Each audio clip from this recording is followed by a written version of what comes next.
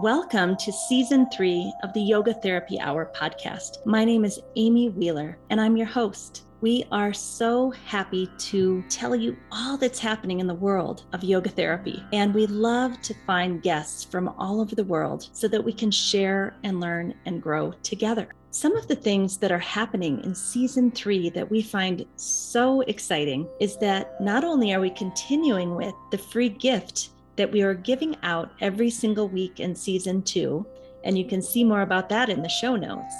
But now we are adding a YouTube channel, and you can see all of these podcasts on video. The YouTube channel is called Optimal State with Amy Wheeler. Some people like to watch video. Maybe you want to use it for one of your trainings. These videos on YouTube will be there for you to use for free. We would love your support. We have opened up a Patreon page that is going to help the podcast flourish and grow.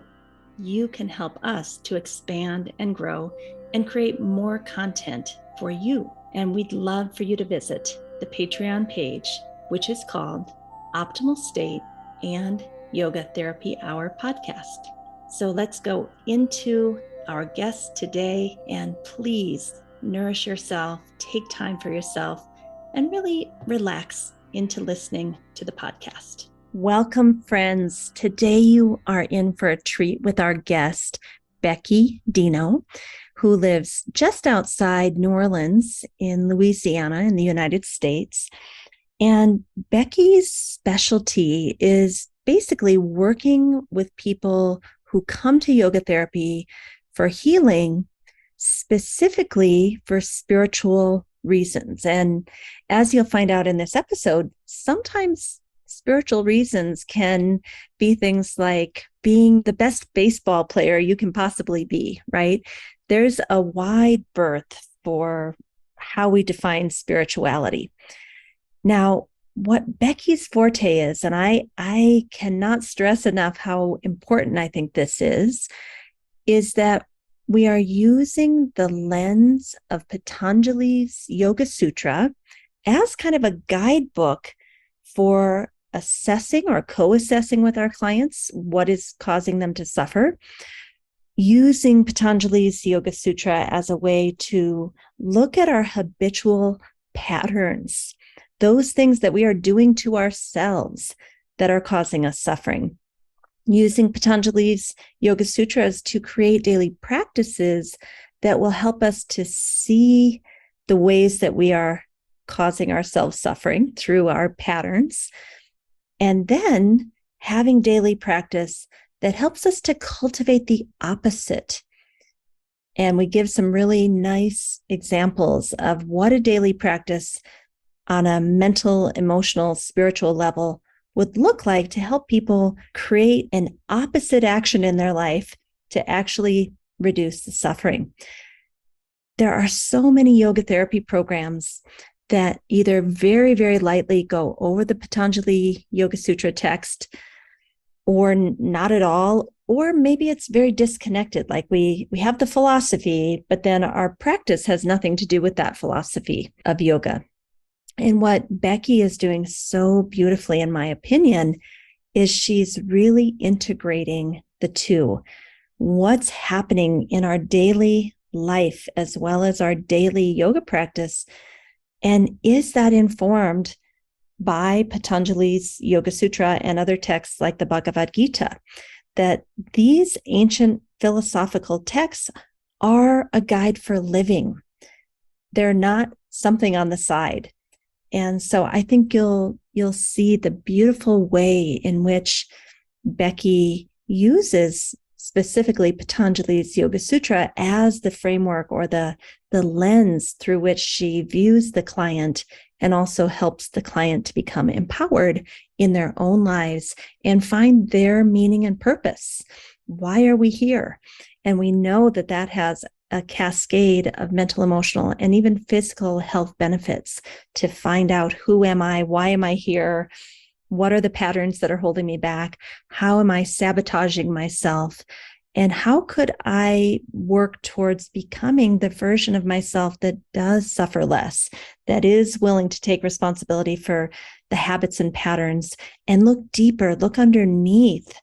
Well, why am I doing that? What klesha is causing me to act in that way? Even though I say I don't want to have another chocolate chip cookie, I always end up with a cookie. Let's step back and really look at what's driving that behavior and look at it through the lens of Patanjali's Yoga Sutra. And, she likens it to something I'd never thought of before, but sometimes in Christianity, we have licensed healthcare, mental health professionals that are doing the work from a Bible-based viewpoint. Or we have counselors who are counseling from a Buddhist perspective, right? So that's kind of what I liken Becky's work to, is she's doing it from the perspective of Patanjali's Yoga Sutra. And it's just a really fascinating episode. So I am so happy to share Becky, Deano with you. And I think you're really going to enjoy this very, very deep conversation that we had.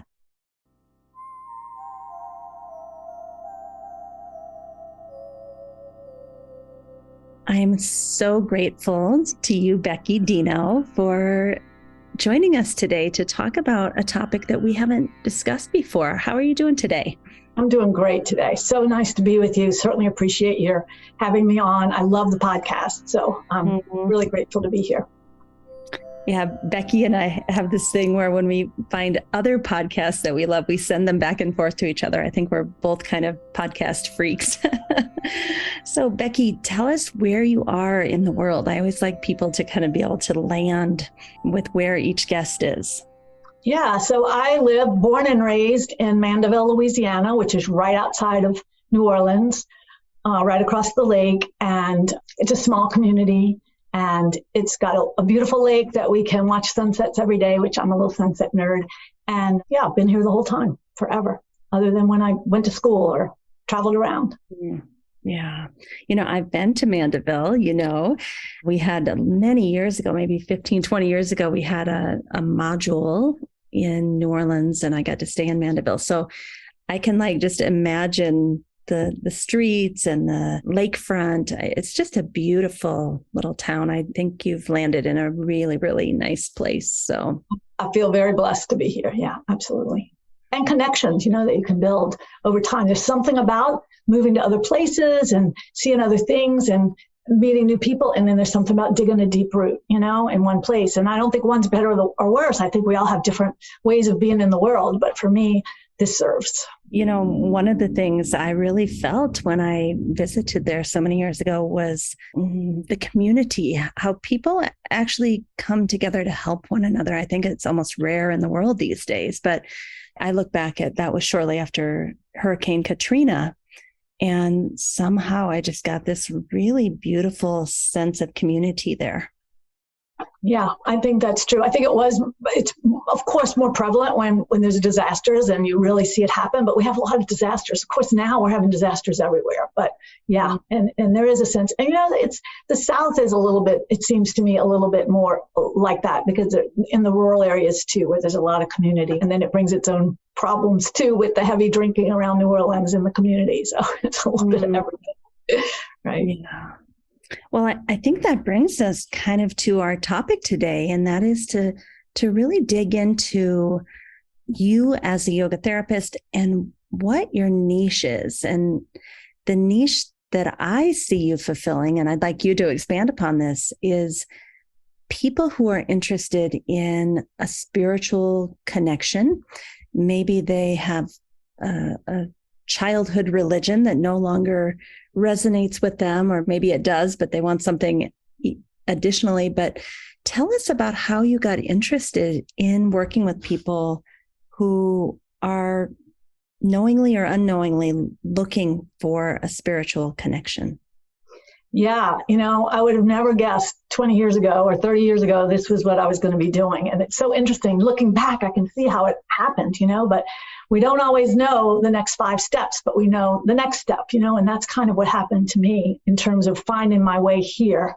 I was raised Catholic. Many people in New Orleans are Catholic, and we were more like cultural Catholics. We went to Mass, but if we missed Mass, it wasn't a big thing. And I did go to Catholic schools, and so I was trained a little bit in what that was. But my best friend was Jewish, and I went to synagogue with her. And this was at a time where you really didn't do that so much. And my dad, when I came home, and said, I think I'm gonna convert. And he was like, oh, no more synagogue for you.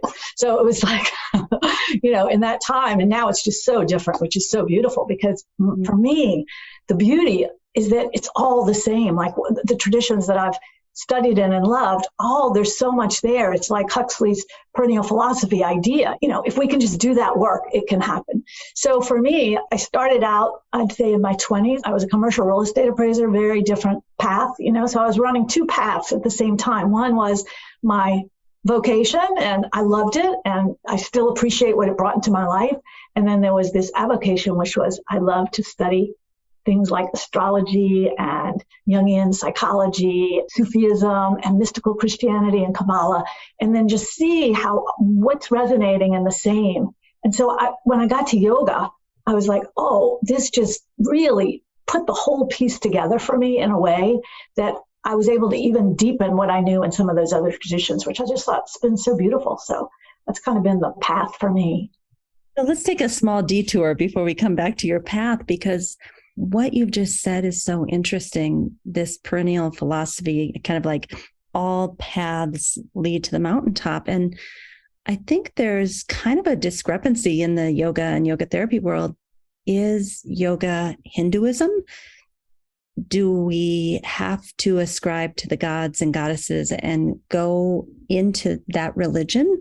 Or can we do what TKV Deskachar suggested and meet the student where they are? If they're Catholic, you can still do mantra, you can still use all the tools in the toolbox as it applies to that student. So tell us a little bit about that. Yeah, the whole idea is to meet them where they are, because I learned so much for my students too. So to see where's their numinous experiences coming from in life, it's not always even about a religion. Or I do think that, for the Vedantic scholars in yoga, they were able to use the tools of yoga to help deepen their spiritual path. I think that's beautiful. And I think, Catholics can do the same. But I also think that there's a lot of people who are not what you would call religious, because for me, they're quite different, but who are just looking to live their best life, looking to mine the beauty that's in this world, which I see in synchronicities or in maybe things that come to them through dreams, to follow this path and to see what's going on. And it's different for everybody, right? And that's kind of the beauty of yoga, is that it allows it to be whatever it is for you, and then gives you these amazing tools on how to do that. Yeah, there's so many things that you just said that I'd love to unpack. So I'll start with this idea of spirituality versus religion, because I think so many people that land in yoga don't want the dogma of religion, but they want something to hold them. They want a philosophical structure that they can kind of lean into to feel support in their lives. So what's the difference for you between spirituality and religion? Yeah, religion for me usually has an institution with it. There's some dogma with it. And for a lot of people, that's a great structure for them to follow their path. And they need that way to do it. And they're wired for that. And I think it's beautiful and fabulous, because they're going to get to where they need to get in the best way, in the most efficient way for them. For some people, that dogma is problematic, and they have their own way, and they've maybe had numinous experiences outside of the dogma, or numinous experiences outside of what they've been taught, and they're searching in a different direction. And so for me, it's like, okay, what's happening here, and which direction do you need to go? And so many of the people that I do work with are Catholics who have decided that this religion's not working for me anymore, primarily because of the way that they treat women, and also because of the sexual scandals. And so, what we try and do, because they may still have a really close connection. Maybe Jesus is like their guru, and I believe that. I mean, Paramahansa Yogananda, when you read the way he looks at Jesus, of course, it's not the way I was taught first to 12th grade in school.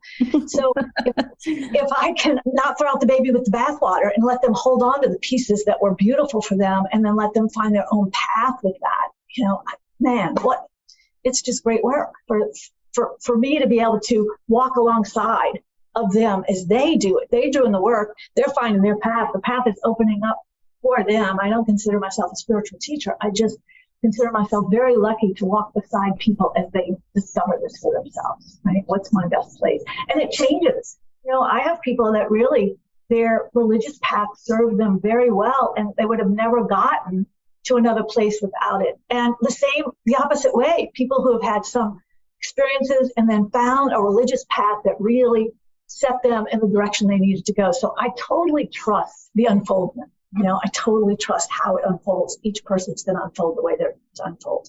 And that's what I love about the sutras, chapter 4, talking about how this property does unfold. And all we have to do is move the pieces that have to get out of the way so that it can fill in. I resonate with what you're saying so much as the daughter of a Christian minister who, since very early on, was very interested in Eastern philosophy as well as mystic Christianity. I remember when I went to the Krishnamacharaya Yoga Mandiram, they basically said, the religion of your childhood is deep in your cells. And assuming you're not traumatized and that's not going to bring up a bunch of horrible things for you, it's actually really good to plant yourself in that religion of your childhood, even as you do yoga therapy, because it's so deep in there. There's something like almost a blueprint. And I was like, oh, that sounds interesting. No, thank you. And then many years later, I hadn't been going to Christian church for several decades, but I walked into a Christian church. I think it was Easter Sunday. And I heard the organ and I heard the songs of my childhood and I bust into tears.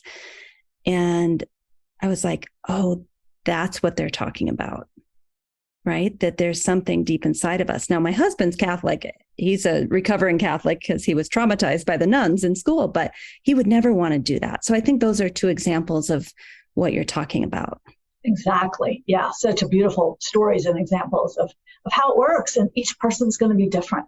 And, like I said, for some people, the Christianity that they're living is the Christianity that's working for them. For me, I much prefer the mystical Christianity or even, Richard Rohr's kind of, not his earlier stuff, because even he'll say the ego was big, but where he's taken it with the universal Christ, because it's the same.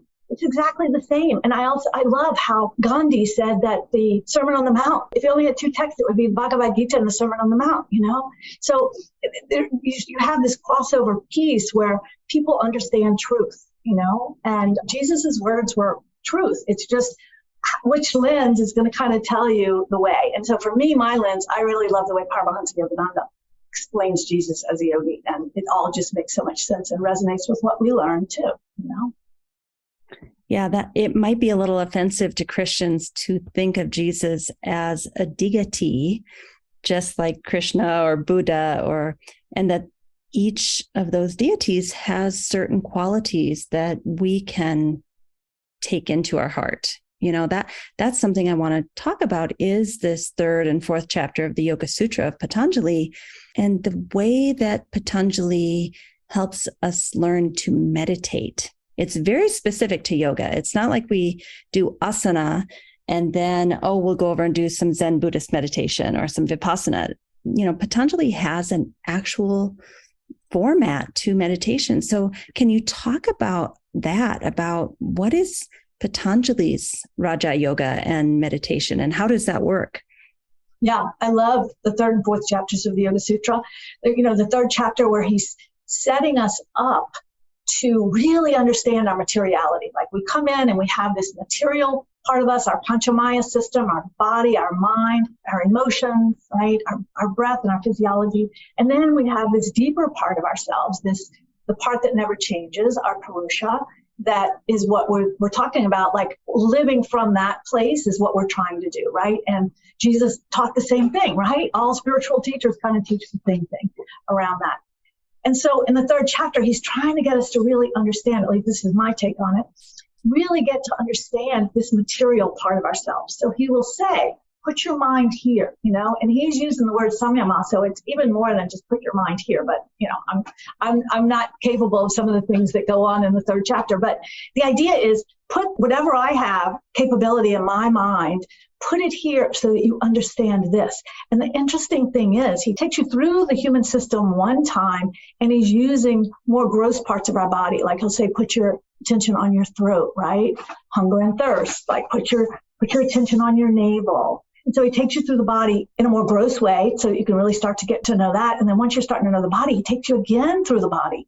And he's using the more subtle body, Udana. Put your attention, Udana, so that we're starting to learn to let spirit lead and not let the materiality lead, right? Because what we're trying to do is get to know our materiality, where the patterning is, because we want to learn ultimately how to choose our responses rather than have our patterns choose them for us. And so the meditation part is changing some of these patterns that might not be working for us in some way, and using our object of meditation. So he lets us know, using this object of meditation to help bring balance where there might not be some balance, to help us bring in the qualities that maybe we might be needing to have in our system. And again, I love that this is also a cross-cultural thing, because when you go into astrology, like for me in Ayurveda, I'm a Pitta, like lots of heat, and I have 5 planets, right, in fire. And so, you see that. You and I are soul sisters. Yeah, the Pitta is just crazy. And so, here we are again, if we're using meditation, and if my Pitta is like out of balance, I'm going to be using some cooling objects to kind of maybe a cool fall that's kind of just waterfall coming down on my head, something that's going to start to maybe a nice cool lake. If with my Pitta, I'm kind of have a little rajas going on, So yeah, he teaches us how we can change the patterning and the materiality through the meditation, the power of the meditation. So beautiful. And I think this is where yoga therapy, the essence of transforming ourselves at the layer of Vijnanamaya, of personality, communication, perception, letting Purusha start, or as you're saying, spirit, start to allow us to kind of flow through instead of our patterning. And I don't think we realize how much the news and the things we put into our minds are actually creating patterning. I have an addiction to social justice on TikTok, which you might say that's a great thing. I'm staying informed. I'm following creators that are teaching me about all sorts of things I need to know about. But when I go to bed at night, my brain flips through TikTok. Like I can see all those pictures. I have woken up with my thumb making the slide motion. That's what we mean by patterning. Like everything we do, everything we feed ourselves, mentally, emotionally, physically, it creates patterns in us. Like, I don't think people realize that all these choices matter. And so what I hear you saying is, number one, becoming more conscious of those patterns, just realizing that, oh my gosh, I'm doing too much TikTok, right? And number two, through meditation, I can change those patterns and the negative effects they're having on my life. Does that make sense? Yeah. And I think yoga offers us a lot of other ways to do that too. Like, in Jungian psychology, we're looking at our shadow, right, to make it so that we can see ourselves better. And in yoga, they give us such great tools. I mean, Jung had some good tools. I mean, dreams are great tools, and he had great tools too. But I love how we have the kleshas set up for us so that we can see where's this patterning that's causing us suffering. Because a lot of times we have patterns like brushing our teeth. It's not causing any suffering. It's helping out. Not a big deal. But where are these patterns that are causing us suffering? And we can always trace them back to, what am I scared of? So you can look at TikTok, like, is it about my identity? Is it about my attachment to knowing certain things? Is it about, it always fits into one of those places where then we can backtrack and see where the pattern is. And we can also kind of see how we might have even gotten that pattern, right? Another thing I love about chapter 3 is 318, where he gives us the basis for Western psychology, where he tells us, put your mind on your patterns and you will know your past, right? You will know your past. And so that is, every mental health provider is taught that in a different kind of way. But in yoga, after we're taught, we have the other places. We can go to the Kriya Yoga. How do we start to work on these kleshas? Like we have a toolbox of a toolbox, And so we know that the yamas and the niyamas are going to help to do some of this same work too. But I really do love the Klesha work to start to see where are my patterns that are causing me problems, and what's my identity that's getting in the way, and how do I need my world to look in order for me to feel safe? What is it that I can't have myself look like or be in because I won't be safe, And so we can start to really kind of see, and then we can say, oh, and I can see now where that came from, right? So now I can look at it in a different way, and it's not as scary as when it's unconscious. Yeah, so much goodness in what you just said. I want to back up for a minute because you are a licensed healthcare provider in the field of mental health. And so just a little detour again, where is that line between providing psychotherapy, talk therapy, counseling in a mental health practitioner capacity versus being a yoga therapist? Because I think a lot of licensed healthcare practitioners, they kind of see like, I'm going to use the lens of psychology or physical therapy or whatever it is, and I'll put a little yoga on top. Like say, I'll grab a few yoga tools to use. And what I hear you saying is that your actual lens of how you look at the assessment, the therapeutic plan, the rearrangement of what's causing us fear or attachment or aversion or identification or misperception, like there's a complete shift. Your paradigm is looking through Yoga Sutra, not through psychotherapy with a little breathing on the side. So talk us through that. Yeah. And again, I think they're both super helpful. I think some resonate with one more than the other. I think some people would not be good yoga therapists that are great psychotherapists. For me, I started my psychotherapy training first. And again, it was like a step by step. I wasn't even sure why I was doing this. I mean, I had a really successful business as a appraiser. Like, what am I doing? I didn't want to really be a therapist. I don't know what I was doing, but I just knew it was the next step. And then the next step, I was introduced to yoga, and I was like, okay, I don't know why I'm doing this, but it's the next step. And so, it just kind of happened. And then for me, the tools of yoga work better, probably because of my lens having a little something to do with that, and probably because of the tools themselves.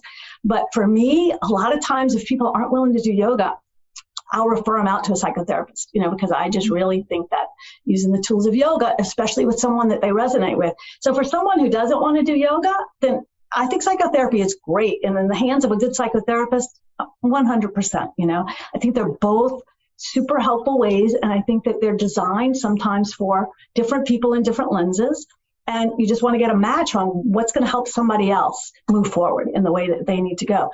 And with regard to spiritual work, we have a lot here. I don't know if this is around the country, but we have a lot of Christian counselors here that work really from the Bible. I mean, the Bible is like I've never taken a class in it or I don't know much about it, but that's my take, So it's just a really different way of looking at it. And I think they both have some good tools that we can use. And I think as yoga therapists, we really appreciate some of the tools around, at least for me, I appreciate the schooling I got around being one-on-one with people and dealing with people and connecting with people. That was super helpful training, over several years to do that. And then got into the yoga therapy training. I already had a background, so it became easier for me to do that, So it just depends on the person, I think. But I mean, Yoga Sutras, there's nothing better, I don't think, for figuring out how to find meaning and purpose in your life, what you're here to do, and how to clear your mind to get there. I don't do this, okay? I'm not doing it all the time, but it's my intention.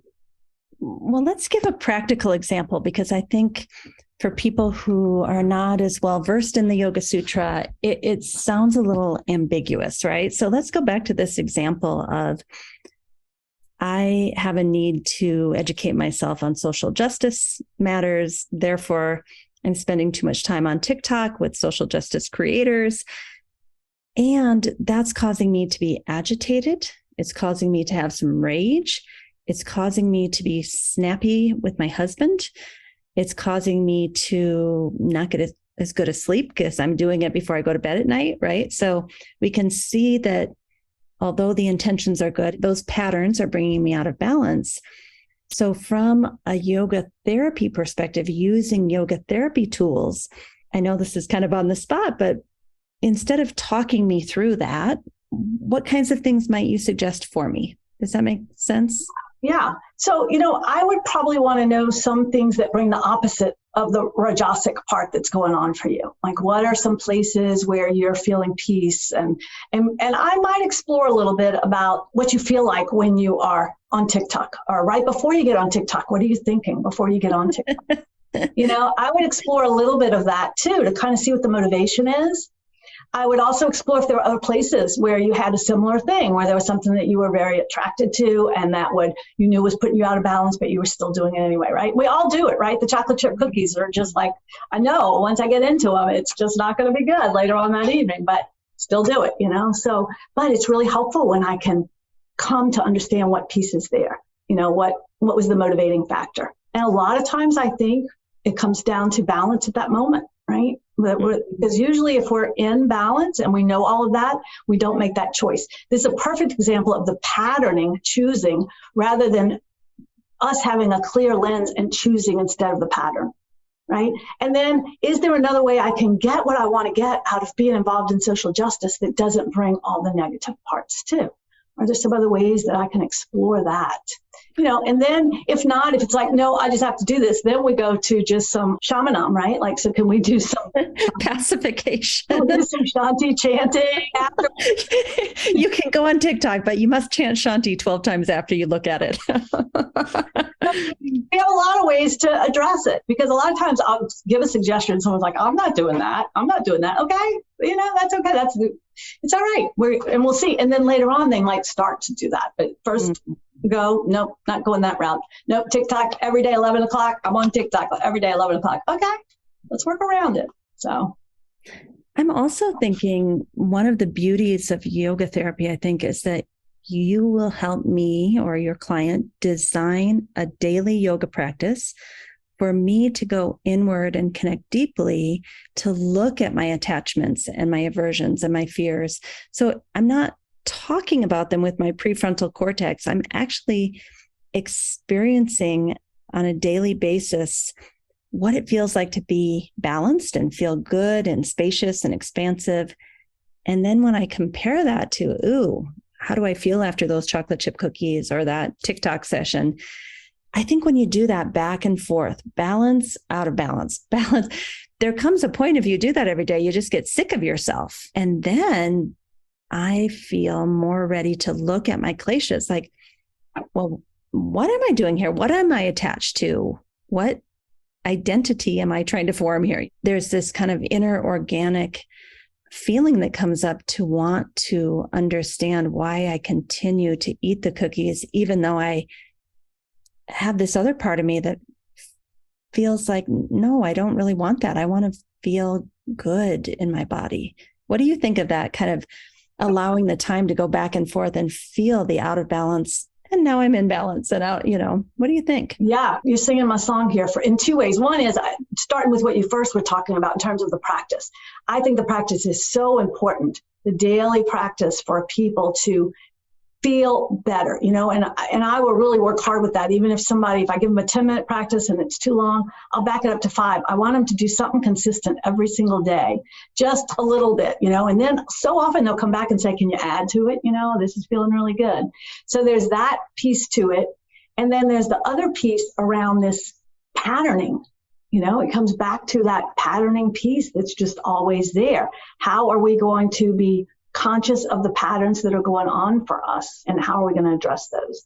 And I think there's just so many ways. One way with regard to this balance, one of the tools that I love to use, and you've probably even heard me say this because I just think it's such a great tool, but if we're finding ourselves not liking our spouse maybe, or a friend or somebody, that I write that down, and then when I'm in a different mood, when I'm balanced, I'm like, oh, they're great. I love them. And then I can go back and read. It's diagnostic almost that when I'm mad at this person that I love 99% of the time, it's diagnostic that I'm out of balance, and we can say the same thing about so many things to really get that perspective.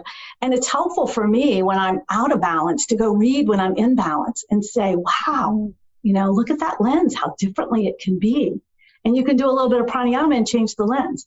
I love that part in chapter 4, where he's talking about he's in the middle of the chapter where he's really, they say he wrote that in order to refute some of the Buddhist ideas around everything just being in a mind. But it's really about perception there, right? And how are we really seeing? Because the object might be the same, like if it's my husband, he might be the same, but if I've just done pranayama, I see him differently. Or if I have just eaten a lot of chocolate chip cookies and gotten in an argument with somebody else, I see him differently. And so it's around this perception piece that we have to start to understand what's going on in our minds and why are we seeing the world like this today and we see the world a different way, and how we can co-create the reality we live in when we're balanced. It's a different reality, you know? I think the sutras offer a lot about that. And that to me is so spiritual, right? How do I co-create the way that I'm in this world? I am loving everything you're saying, that the objects in our life, whether it's our job or our spouse, they don't change. We change. And noticing how I'm changing hour by hour, that's the work of yoga. And it's not to shame myself, or it's not to take responsibility. Like if you're in a relationship with a narcissist, it doesn't mean, oh, put up with that and work on yourself. I don't think that's what Patanjali is saying. Clarity means you might need to get out of that relationship. But in general, I think a lot of people don't realize how much their prakriti is shifting from day to day, causing them to see things in a particular way. Right? Yeah, totally.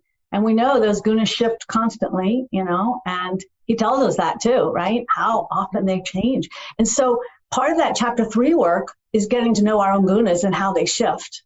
And part of chapter 4 work is how do we start to let that unfoldment happen in a way that we're not going to control it, but we can have some influence over how that unfoldment is going to be, you know? And then we have our other tools of connection, like when we're in balance and we're able to connect and we have the guidance of which direction to go, you know, and how do we know that it's not just our ego talking, and how do we know that it's knowing that's talking, you know, and over time you start to learn, just like you start to learn if you're in balance or out of balance. What am I hearing? And the out of balance voice is the one that says, go get those chocolate chip cookies. Go get those chocolate chip cookies. And it wins sometimes, you know. It often wins. Yeah. You know, it's so funny that you should say this because, you know, we have this new Optimal State app on the iPhone store as well as Android store. Mm-hmm. And it's free. But my husband this morning, he brought his app up and he wanted to show me his data. And he went to the 6 to 10 a.m. hour. He's like, look how much gold I have. And look at 10 a.m. to 2 p.m. Look how much gold I have. And then look at 2 p.m. to 6 p.m. and the white, because it's tracking his pattern over the last month, right? He said, oh my God, I'm white, meaning very out of balance in the Vata direction in the afternoon. And I said, well, what's happening in the afternoon that's causing you to get out of balance in Vata between 2 and 6 p.m.? And he said, I think that's when I have my caffeine for the day. Right. And he thought it was a good thing to not have it first thing in the morning. But through that tracking of his gunas, he realized that's not serving him. Wow, that's pretty cool. I think the app is amazing to help people to be able to see some things they're not seeing, because it's easier to see when we're in balance, but it's a little harder sometimes to see when we're not in balance. And to have that data there just really showing what's going on, it's such a wonderful tool. Wow. And I love it that our clients could just put in, here's how I'm feeling, and bring their data to a yoga therapist who understands the gunas as well as Ayurveda to help them figure out oh, those 2 afternoon cups of chai are not serving us as a habitual pattern. Yeah. And even if it's something at work that they have to do, not something they have a choice about, to have some tools to help balance that out. You know, maybe the meeting that they really hate to have is at 3:00. Well, what can I do before I go in the meeting? And what can I do after I get out of the meeting to kind of mitigate that a little bit? Yeah. So, Becky, this work that you're doing, what are some reasonable outcomes that people could expect if they worked with you? I see that you have a really simple and beautiful website, which I'm going to pull up in a minute here to show everybody, called BeckyDeano.com. But, you know, what if someone came to you and said, I think I want to try yoga therapy, but what can I expect? What are the reasonable outcomes? What would you tell them? Yeah, I would say, first of all, it's going to depend upon how much work you're willing to put into, this. It's not easy work coming to terms with our kleshas, coming to terms with our shadow parts. It's not always super easy to do that. But we know, like Gayatri, right? Gayatri is about taking the clouds away from the sun. What are those clouds? Those are our kleshas. So in order for us to get to the part where we're really hearing that voice, where we're really, there sometimes has to be a little bit of work there. I also really believe that it's available all the time.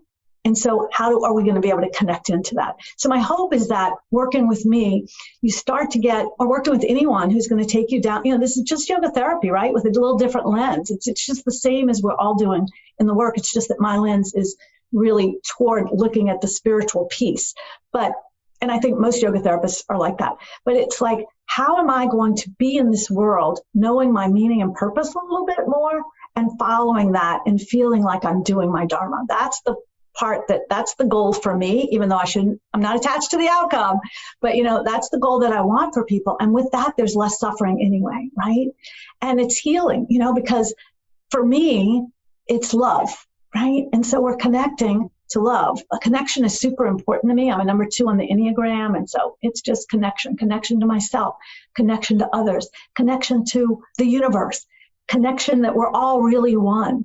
Right? We really are all one. That's the real reality, but we live in this duality, right? And so when we can kind of hopefully see that piece, that both realities are real, and how do I live in the place where I know we're all one and I'm connected to that, whatever that is for somebody. That's my hope, So what I find fascinating is that some people go to a Buddhist counselor, like you said, some get Christian counseling. And what I'm hearing you describe is very much like that, right?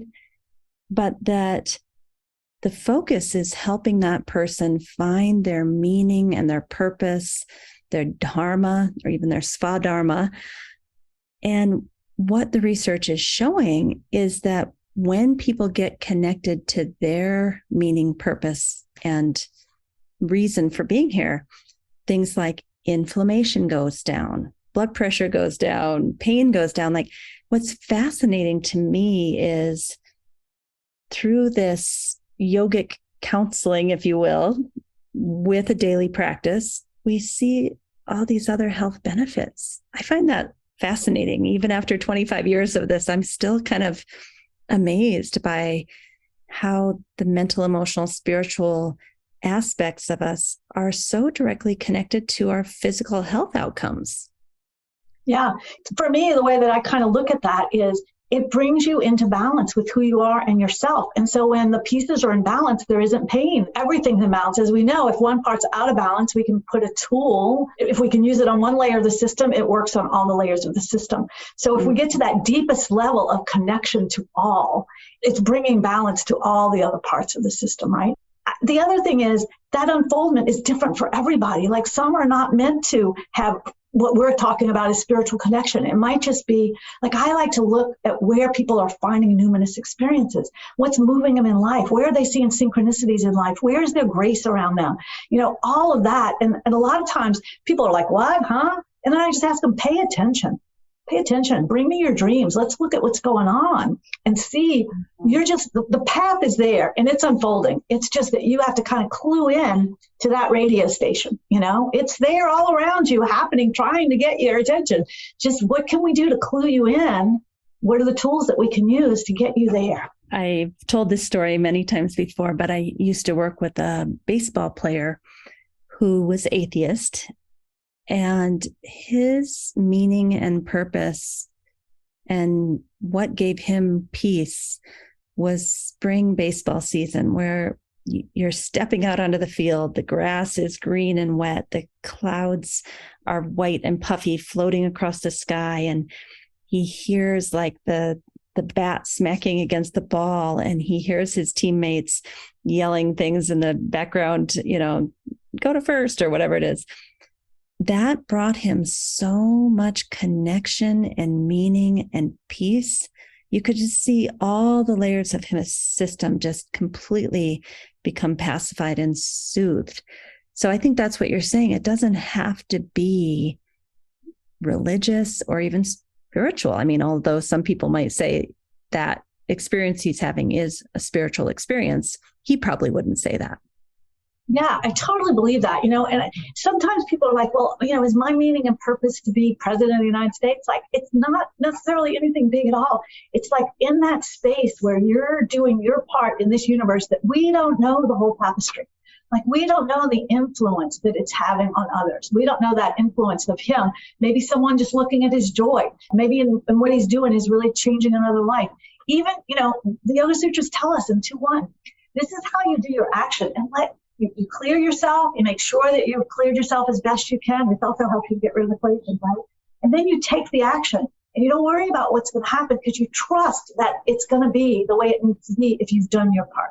And so that's the whole way to live life. If you want to call it spiritual, it doesn't mean that you're connected to a deity. It doesn't mean that you go to church. It just means that you're living your life in a way that you're having some trust that there's this unfoldment, and hey, what am I supposed to do every day? What is my part in this unfoldment of this life? I think that's so important to point out because, as you've stated a few times today, we don't even know where we're going. We kind of point ourselves in a direction on a journey that we think we're having clarity, and sometimes we're not having clarity, and we kind of maneuver through co-creating our experience. And sometimes we can feel very lost, like, where the hell am I in this journey? Or how did I get on this path? And I think teaching people to trust that it's unfolding in a way that's going to be okay. And you can trust yourself to take the next step. I think if we can help people learn to do that, that's like the key to life, don't you think? I do. And I think a lot of people, when you have them look back at their lives to even see what unfolded, they can kind of see there's been an unfoldment, even if they haven't thought about that, And even if it's gone in a direction that maybe there's not clarity around it yet, but maybe can you see it in your mom? Can you, what do you see happen? It's not that we know, it's not, I don't believe in fate. I believe that you come in with the chart with your possibilities. These are the possibilities, and you have choice about, this is my belief. You have choice about how you're going to deal with these oppositions and these more challenging ones, and where you're going to have ease in your triangles, And so I think that it's up to us we come in with this dharma that we are meant to do, and we have choice in doing it. And sometimes we'll be able to, sometimes we may not. Sometimes there's challenges that we maybe can't meet, but we can look at those and learn from them, right? And maybe that was just the way it was supposed to unfold. So we'll think from our way of looking at it, oh, it's not unfolding the way I want, but we don't know that whole picture either. Right? And so many times people will say, if I really fought hard to not have this happen, and then it happened, and that was the best thing that ever happened. Yeah, I can relate to so much of what you're saying. And, the clients I tend to get are the ones who feel like they just don't know which direction to go. And so I think the first steps before we even go in any direction is to self-connect, to just learn how to bring your senses inward, how to quiet your mind, how to be with yourself comfortably without a lot of pain and suffering boiling up. Although if that happens, we have tools for that. But like just knowing that self-connection, as Patanjali talks about, is really all you need to do. The rest is going to unfold, because if you're staying connected to self, you'll know what to do when certain situations arise. Yeah, totally agree. Sitting in your own true nature. It's not always easy, but there's a step-by-step process of doing that. And it's a prana where you can, I'm a little better today than yesterday, or, oh my gosh, I'm all the way back here, but it doesn't take as long to get here. There's this trust that I'm moving in this place of self-connection. And I believe that in this unfoldment of who we are, like psyche is always trying to bring us to wholeness. There's a part of us that's working on getting us to wholeness. So if we can just be aware of that piece and knowing that, just trusting that there is a part that's trying to get us there. And if we can do our part to help it, and just be aware of where we're sabotaging too. I mean, I often have people who might be sabotaging in some way, and then just come into awareness around that. I do use a lot of dream incubation. I love that Patanjali tells us the same thing in that section of the sutras, where he's given us the tools on how to calm the mind, right? And so sometimes if we're just not able to get it, if we incubate a dream with a little bit of a ritual and ask, and go to sleep and see what might happen, sometimes we'll get something that's beyond our conscious mind. Just like chanting, chanting's so beautiful way to get beyond this conscious mind. And then something else might come if you journal after that, or if you're going to have your meditation after that. We just have these different ways that we can kind of trick the mind when it's like saying, oh, I'm not getting it, and this isn't working, and I'm not unfolding, and whatever. Just trying some different things. I'm kind of going through this right now, Becky, as you know, after my tongue cancer diagnosis and treatment. I feel like I'm in this year-long waiting period to see if it's going to come back. And it's a very uncomfortable place to be. Like, I don't feel like I can plan anything. And I feel like I'm sitting in this liminal space, not able to do anything. So what I'm training my mind to do is go inward and connect and just ask, is there anything I need to know? Is there anything I'm missing? Without an agenda. And so training myself day after day, hour after hour, sometimes every 10 minutes to go inward, connect, breathe, feel, ask, and then move back out into my day and get productive again. Like, I don't know what I would do without these yoga tools. I really don't know what I would do if I didn't know how to do that over and over and over again. Yeah, that's such a beautiful practice. That what you're talking about is such a beautiful practice, right? Do you ever just pinch yourself and thank the divine for finding this path? All the time, every day, because I do a lot of that same kind of stuff. Like when I get thrown a little loop during the day or something, the first thing I do is go to a practice, even if it's a 1 minute, even if it's just something super simple to clear the mind in a little way so I can, what's the pattern here? Why is this getting me upset? Check in, what's going on? Bring me back into the present moment, right? Because it's all in the present moment too. So yeah, totally super grateful. And that's why what we try and do is move those teachings forward, right? If everyone in the world was doing yamas and niyamas, it would be great. Yeah. Well, we're getting close to the end, but you wrote something to me that I really want to finish with, because I just think it's such a beautiful way of being in the world. You said, if you are feeling a call to a deeper spiritual connection, follow that. And then you said, I love the saying, yearning is the prayer. I think so many times when we're yearning or longing, it has a tenderness and a rawness, and it kind of hurts a little bit for some people. I wouldn't think of that as a prayer. I would think of that as something's missing that I have to fill my hungry ghost, But what do you mean by that? Yearning is prayer. Yeah. So, the idea here is this: if your belief system is in the divine, if that's what you believe, that, and in so many traditions, and I believe this too, the divine wants us as close to and being a part of it as we want. And so that's the prayer, like, here I am, open and ready to be a part, to hear what's my dharma. The yearning to be connected to the divine is the prayer, right? Heard by the divine as prayer, because here I am, your will, not mine. And I know that my will is just because of my patterning in my Panchamaya. The will of the universe is the will that is for everyone, because we're all one. So that's the piece, so that's my prayer, is that I can hear the call of the one and follow that. And so it's my yearning. Yeah, that's really beautiful. So the prayer is, divine, keep me close to you. Help mirror my mind to your qualities. Yeah. And that in some way, that is the yearning. And in some way, there's a reciprocity piece going on in there, from Sankhya, what we know is there's been this incarnation, spirit into matter, and we're living it forward, right? So we're participating in this. Both of us are participating in this together. Yeah. It's just a mystery. Like there's kind of this format, and Patanjali lays out this guidebook for daily living, if you will. And here's the 8-limb path. Here's Kriya Yoga. Here's yamas and niyamas. We have all this structure, but then within that, we are expected to participate in our own lives. There's an equal balance of surrender to the unknown and to all the things that could happen. And then there's, as you say, it's our job to yearn and be open to that co-creation of our own lives. Yeah. And take action, right? I mean, we know that from the Bhagavad Gita, and we know that from Kriya Yoga 2.1.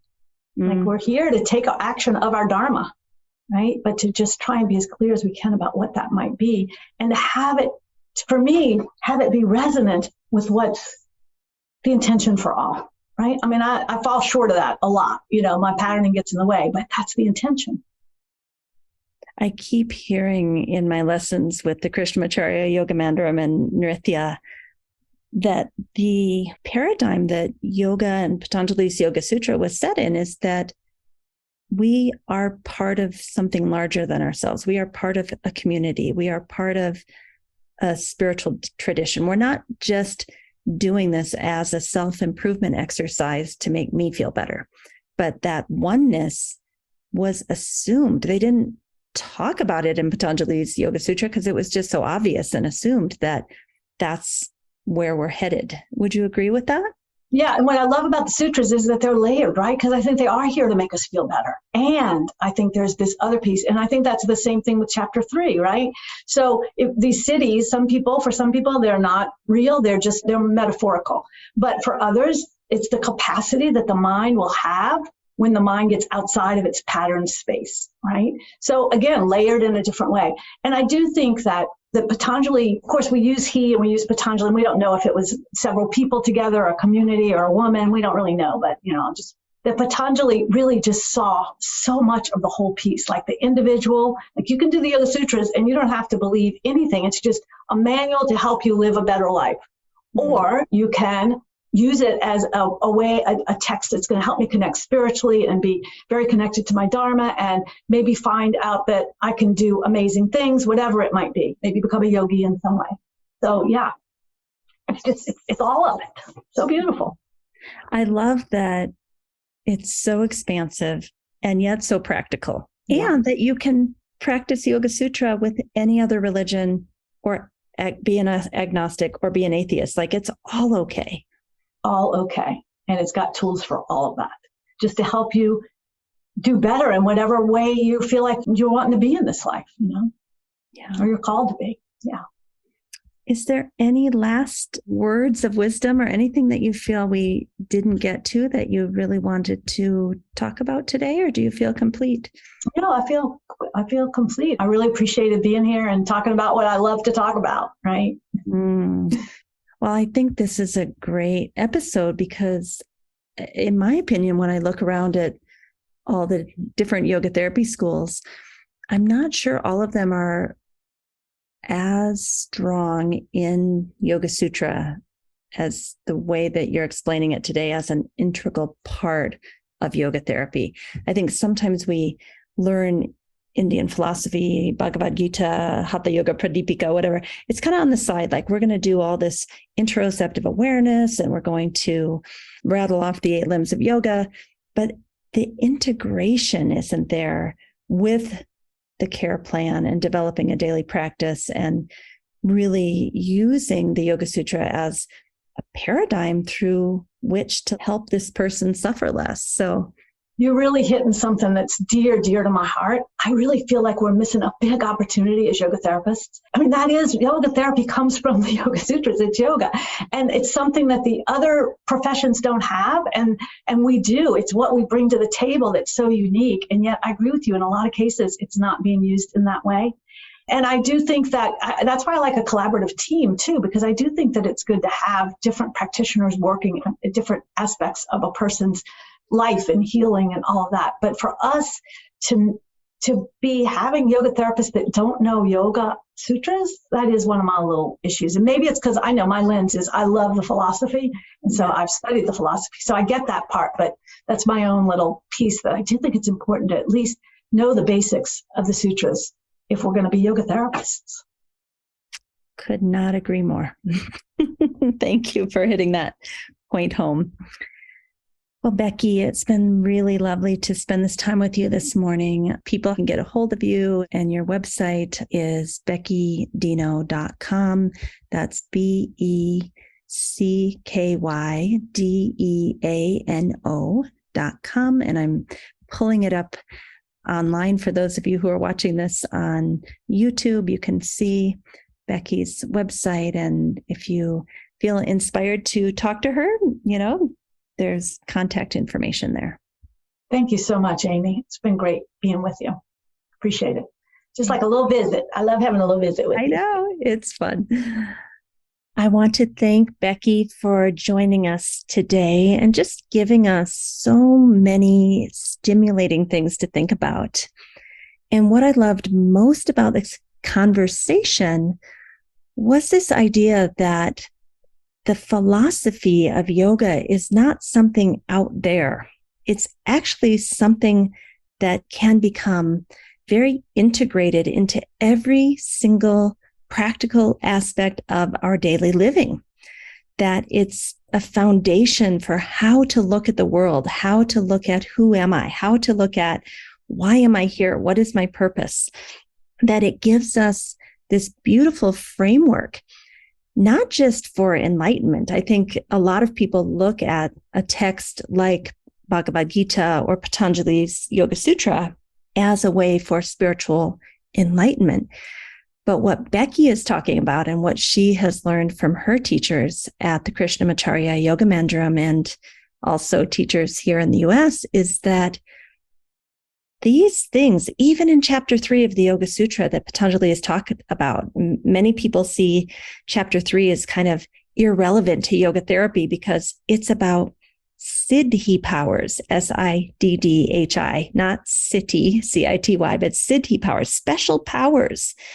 And the way that this tradition views that is those aren't special powers like becoming invisible or reading people's mind or traveling through space and time or understanding what's happened in the past or predicting what will happen in the future.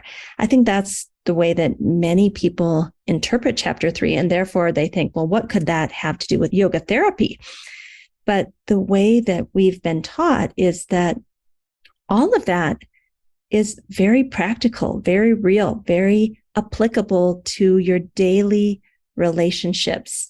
And that's the gift, I think, of what Desikachar brought, is he brought it down to earth.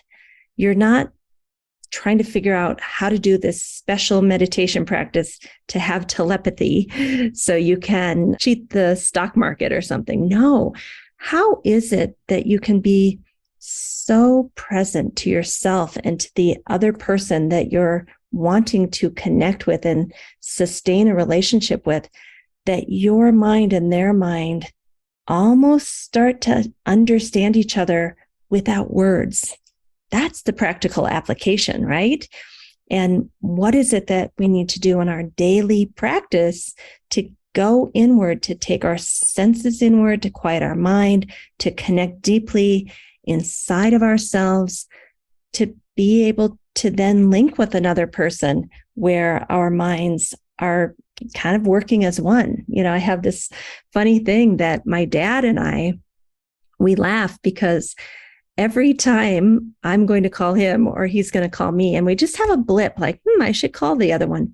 Within 30 seconds, the phone rings, and then he'll say something like, "You were thinking of me," or "So you want to talk?"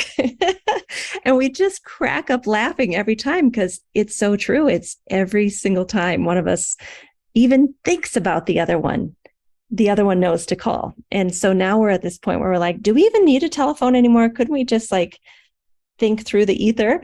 We haven't gotten there yet. But the point is, that is something like telepathy, right? That's something like what Patanjali is talking about, that my heart is so deeply connected to my dad that even him having the desire to talk to me sends me a signal that you need to call dad right now. That's a beautiful, practical skill for my life, right? So that's what we're talking about. And, to this point of many yoga teacher training programs and yoga therapy programs have not been able to offer a word-by-word translation of Patanjali's Yoga Sutra, chapters 1 through 4, that is very applicable and not so etheric, not so much about when you get to enlightenment, right? To have teachers that have trained us to go word by word through the Yoga Sutra and really understand that framework and that paradigm so that we can help people help themselves to suffer less. That is a gift. That is a beautiful gift. So one of the things I want to let you know is that in the Optimal State Yoga and Yoga Therapy School, we do have videos of all 4 chapters of the Yoga Sutra with workbooks, word by word breakdown in a very applicable way. And so there's many teacher training programs and yoga therapy training programs that actually buy kind of a bulk rate discount to be able to offer that to their students because they don't feel super qualified to teach that material. And then sometimes we'll do a follow-up with kind of get-togethers and talking through and answering kind of a Q&A type thing. So I just want to put that out there that is available through the Optimal State Yoga Therapy School if you'd like to add that supplement to your current school, or maybe you just like to take those courses for your own knowledge. Anyone can go on the website and purchase that. So I wanted to put that out there because I know when I was first going through my very first 200-hour teacher training program, they didn't even mention the Yoga Sutras. And looking back, I kind of think now that maybe they didn't feel qualified or didn't feel secure enough to dive into something like that. So we have it for you if that's something you need, and we can even set you up with a teacher to have those Q&A sessions too, if that's something that you'd like to add on. So give us a call at Optimal State and we'll see if we can help you out. All right, everybody have a great week, and we will talk next week. Please don't forget to sign up for our newsletter mailing list, where we give you a free gift every single week. It's usually something that the guest has been talking about, like a book chapter or an article or an infographic. Check out the show notes for that. Thank you for listening today. Don't forget, we have a new YouTube channel called Optimal State with Amy Wheeler. We also have a new Patreon page where you can support us to bring you the most excellent content, and that is Optimal State and the Yoga Therapy Hour Patreon page. Also, you could write us a review on most major platforms that host podcasts. Give us 5 stars if you appreciate the show, and tell us what you love so that we can do more of that. Finally, we support several nonprofit organizations through this podcast. See the show notes to understand how you can help.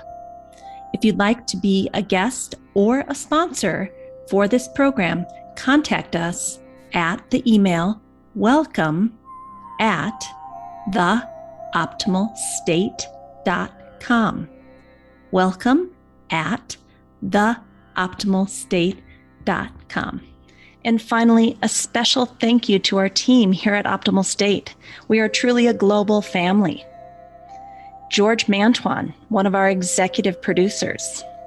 Adam Satchel, senior media producer and sound engineer from the Philippines. Krishna Panchal, a producer from Canada. Modupe Abdullahi, who does the show notes and is an editor for us from Nigeria. And Peter Morley, who wrote and produced the music for this show, who lives in Australia. Find more about Peter's work at www.zenmusic.biz. Thank you for listening. We'll see you next time.